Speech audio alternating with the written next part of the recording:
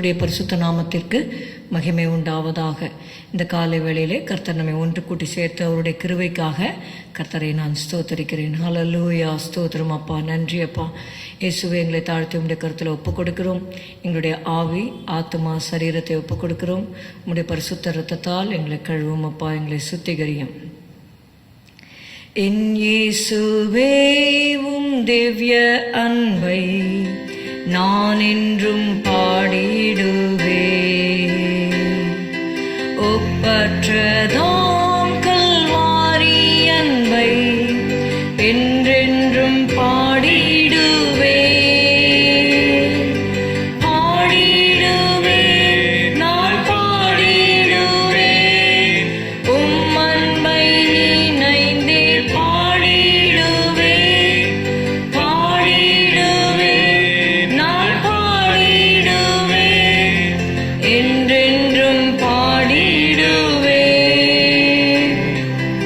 இந்த உலக தோற்ற முன்பே எந்தனை தெரிந்தெடுத்தே.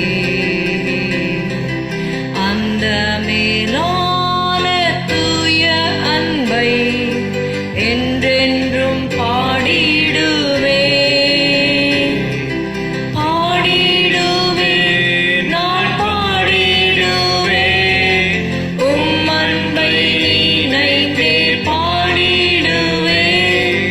பாடிடுவே, நான் பாடிடுவே. என்றென்றும் பாடிடுவே.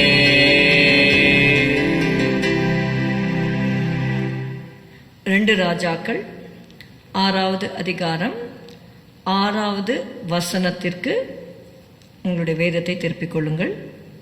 2 ராஜாக்கள் 6:6. தேவனுடைய மனுஷன் அது எங்கே விழுந்தது என்று கேட்டான். அவன் அந்த இடத்தை காண்பித்த போது ஒரு கொம்பை வெட்டி அதை அங்கே எரிந்து அந்த இரும்பை மிதக்க பண்ணி அதை எடுத்துக்கொள் என்றான். அப்படியே அவன் தன் கையை நீட்டி அதை எடுத்துக்கொண்டான். And the man of God said, Where fell it? And he shewed him the place, and he cut down a stick and cast it in thither, and the iron did swim. ஆமென். இந்த அதிகாரம் ஆரம்பத்திலே நாம் பார்க்கிறோம், தீர்க்கதரிசிகளின் புத்திரர் எலிசாவை நோக்கி, இதோ நாங்கள் உம்முடன் குடியிருக்கிற இந்த இடம் எங்களுக்கு நெருக்கமாய் இருக்கிறது. அங்கே பார்க்கிறோம், எலிசா அநேக அற்புத அடையாளங்களை செய்கிறார். அதற்கு முன் அதிகாரத்திலே நம்ம பார்க்கிறோம், நாகமானுடைய குஷ்டரோகத்தை சுஸ்தமாக்குகிறார் என்று சொல்லி பார்க்கிறோம். அநேக அற்புதங்களை அவர் செய்து கொண்டு வருகிறதினாலே அநேகர் தீர்க்கதரிசிகளின் அந்த கூட்டத்திலே சேர்ந்து கொள்ளுகிறார்கள். அதனால அவங்க இருக்கிற இடம் இப்போ எப்படி இருக்குன்னா ரொம்ப நெருக்கமாக இருக்கிறது என்று சொல்லி பார்க்கிறோம். More people join the group of profits. So what happen, they had to rebuild and accommodation. அவங்க சொல்கிறாங்க, இந்த இடம் எங்களுக்கு நெருக்கமாக இருக்குது. 2வது வசனம், நாங்கள் யோர்தான் மட்டும் போய் அவ்விடத்தில் ஒவ்வொருவர் ஒவ்வொரு உத்திரத்தை வெட்டி குடியிருக்க அங்கே எங்களுக்கு ஒரு இடத்தை உண்டாக்குவோம் என்றார்கள். அதற்கு அவன் போங்கள் என்றான். 3வது வசனம், அவர்களில் ஒருவன், நீர் தயவு செய்து உமது அடியாரோடே கூட வர வேண்டும் என்றான். அதற்கு அவன், நான் வருகிறேன் என்று சொல்லி அவர்களோட கூட போகிறான். அப்படி போகும்பொழுது while they were building their accommodation, அந்த இடத்தை கட்டுவதற்காக அவங்களுக்கு குடியிருப்புக்கு அவங்க இடத்தை ஆயத்தம் பண்ணும் வேளையிலே மரத்தை வெட்டி அந்த உடன் அகாமடேஷன்ஸ் அவங்க கிரியேட் பண்ணுறாங்க. அப்படி ஒருவன் மரத்தை வெட்டும் பொழுது அந்த மரத்துண்டு உத்திரத்தை வெட்டி வீழ்த்துகையில் கோடரி தண்ணீரில் விழுந்தது. அவன், ஐயோ என் ஆண்டவனே, அது இரவலாக வாங்கப்பட்டதே என்று கூவினான். Here we see certain things about the person who was cutting the wood. அங்கே அந்த தீர்க்கதரிசிகளின் புத்திரரிலே ஒருவன் அந்த உத்திரத்தை வெட்டி வீழ்த்துகிறான் என்று சொல்லி பார்க்கிறோம். அவன் மிகவும் ஏழையான ஒரு மகனாக இருந்தான் என்று சொல்லி பார்க்கிறோம். ஏன்னா ஒரு சொந்தமாக ஒரு கோடரி கூட வாங்க முடியாத நிலைமையில இருந்தான். He was so poor that he can't even purchase an axe for himself. He had to borrow it from some other person. அதனால தான் அவன் சொல்கிறான், ஐயோ என் ஆண்டவனே, அது இரவலாக வாங்கப்பட்டதே என்றான். And you should know that he was industrious. அவன் வேலை செய்வதற்கு ஆயத்தம் உள்ளவனாய் இருந்தான் என்று சொல்லி பார்க்கிறோம். அவன் உண்மை உள்ளவனாக இருந்தான் என்று சொல்லி பார்க்கிறோம். லூக்கா 16:11 நாம் வாசிக்கிறோம். We read in Luke 16 and verse 11. அநீதியான உலக பொருளை பற்றி நீங்கள் உண்மையாயிராவிட்டால் யார் உங்களை நம்பி உங்களிடத்தில் மெய்யான பொருளை ஒப்புவிப்பார்கள் என்று சொல்லி வேதம் சொல்லுகிறது. இவன் இவனுடைய கோடாரி அல்ல, மற்றவருடைய கோடாரி.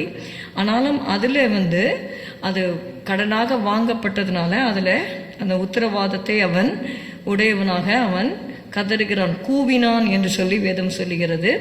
அப்போ தேவனுடைய மனுஷன் கிட்டக்க அந்த ப்ராப்ளத்தை சொல்கிறாங்க. அப்போ தேவனுடைய மனுஷன் சொல்கிறாரு, எங்கே விழுந்தது?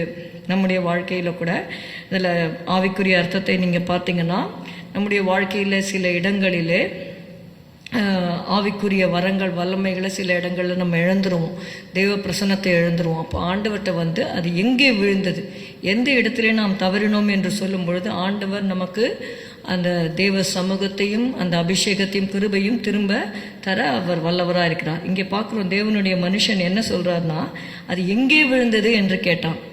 நான் நினச்சி பார்த்தேன், இந்த மாதிரி அது உத்திரத்தை விட்டு வீழ்த்துகையில் அது விழுந்தது என்று சொல்லும் பொழுது இதுவே அவர் கேட்டிருக்கலாம், ஏன்பா ஒழுங்காக வெட்டக்கூடாதா, கொஞ்சம் ஒழுங்காக பார்த்து வெட்டியிருந்தேன்னா இந்த மாதிரி அது தண்ணியில் விழுந்திருக்குமா, உன்னோடது கூட கிடையாது, எங்கேயோ இரவலாக வாங்கியிருக்க, கொஞ்சம் கேர்ஃபுல்லாக வெட்டக்கூடாதா அப்படின்லாம் சொல்லி எலிசா அவங்கள கடிந்து கொள்ளாமல் அது எங்கே விழுந்தது என்று சொல்லி கேட்டார். This shows the kindness of heart Elisha had for that person. He immediately sought out the remedy. அவர் கேட்குறாரு, அது எங்கே விழுந்தது என்று சொல்லி அந்த இடத்தை காண்பித்த உடனே ஒரு கொம்பை வெட்டி அதை அங்கே எரிந்து அந்த இரும்பை மிதக்க பண்ணுகிறார்.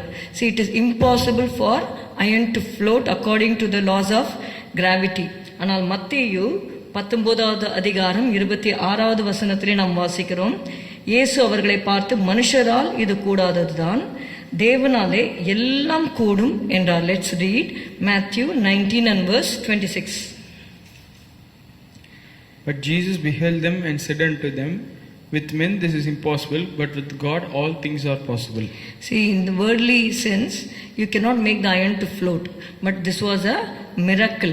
What is impossible with men is possible with God. நீங்க கூட போகிற சூழ்நிலையில இது கட்டாயமாக இந்த காரியம் இயற்கைக்கு அப்பாற்பட்டு ஒரு அற்புதம் செய்தால் மட்டும்தான் இந்த காரியம் சாத்தியமாகும் என்று சொல்லி நீங்கள் சொல்லலாம். அது உங்களுக்குரியதா இராமல், இப்போ இவர் பார்த்தீங்கன்னா இவருடைய ஆக்ஸ் ஹெட் இல்லை, அது கடன் வாங்கினது. அப்படிப்பட்ட ஒரு சூழ்நிலையிலே நம்ம பார்க்கிறோம், அவர் அந்த இடத்துல இரும்பை எலிசா மிதக்க பண்ணுகிறார் என்று சொல்லி.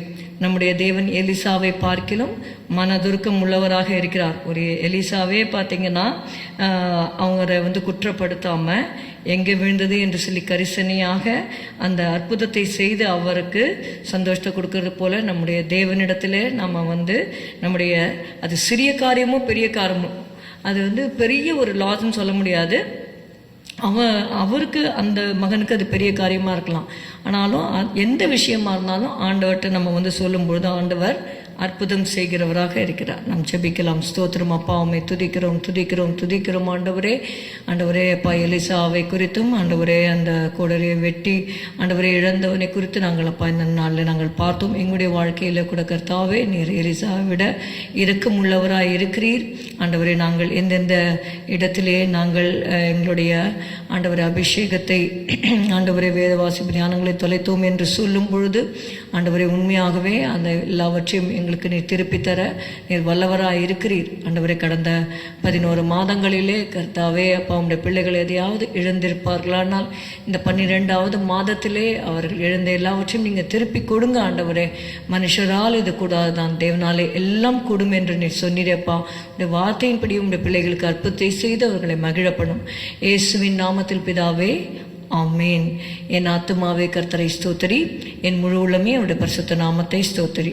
என் ஆத்துமாவே கர்த்தரை ஸ்தோத்திரி, கர்த்தர் செய்த சகல உபகாரங்களையும் மறவாதே. Good morning. Have a good day. God bless you.